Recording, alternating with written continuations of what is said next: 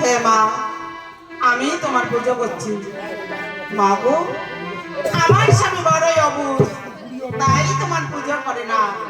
মা, আমি তো করছি, আমাকে দেখি আমার সংসারের মঙ্গল করো, আমার স্বামীর মঙ্গল করো, আমার মনের বাসনা তুমি পূর্ণ করো মা।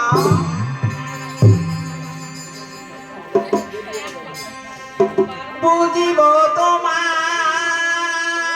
গো মা মনসা,